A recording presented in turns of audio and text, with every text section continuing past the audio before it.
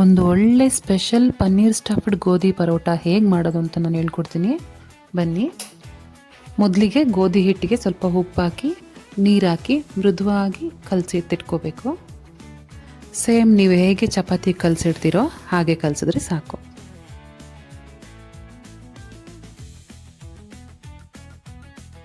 ಇವಾಗ ಪನ್ನೀರ್ನ ಸಣ್ಣದಾಗಿ ತುರ್ಕೋಬೇಕು. ಪನ್ನೀರ್ಗೆ ಸಣ್ಣದಾಗಿ ಹೆಚ್ಕೊಂಡಿರುವಂತಹ ಈರುಳ್ಳಿ,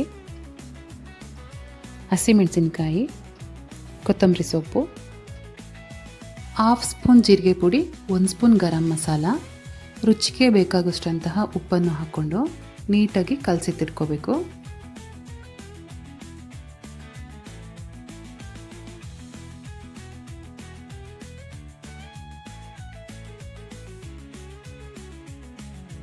ನಂತರ ಹಿಟ್ಟನ್ನ ಚಪಾತಿ ಥರ ಲಟ್ಟಿಸ್ಕೊಂಡು ಅದರ ಮಧ್ಯಕ್ಕೆ ಪನ್ನೀರ್ ಮಿಶ್ರಣ ಮಾಡ್ಕೊಂಡಿದ್ವಲ್ಲ ಅದನ್ನ ಹಾಕ್ಕೊಂಡು ನಿಧಾನಕ್ಕೆ ಹರಿದೇ ಇರೋ ಥರ ಲಟ್ಟಿಸ್ಕೋಬೇಕು.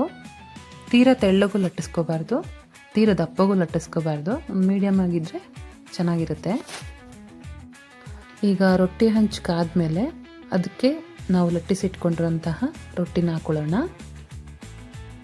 ಇವಾಗ ಎರಡು ಕಡೆ ನೀಟಾಗಿ ತುಪ್ಪ ಹಾಕ್ಕೊಂಡು ಚೆನ್ನಾಗಿ ಬೇಯಿಸ್ಕೊಂಡ್ಬಿಟ್ರೆ ಒಂದು ಒಳ್ಳೆ ಪನ್ನೀರ್ ಸ್ಟಫ್ಡ್ ಸ್ಪೆಷಲ್ ಗೋಧಿ ಪರೋಟ ರೆಡಿಯಾಗೋಗುತ್ತೆ.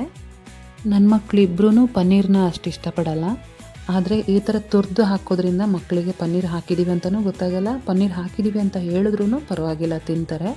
ತುಂಬಾ ಟೇಸ್ಟಿಯಾಗಿರುತ್ತೆ. ನಾನು ಫಸ್ಟ್ ಟೈಮ್ ಮಾಡಿದ್ದು ತುಂಬ ರುಚಿಯಾಗಿತ್ತು. ನೀವು ಕೂಡ ಒಂದ್ಸಲ ಟ್ರೈ ಮಾಡಿ ಹೇಗಿತ್ತು ಅಂತ ನನಗೆ ಕಮೆಂಟಲ್ಲಿ ತಿಳಿಸಿ.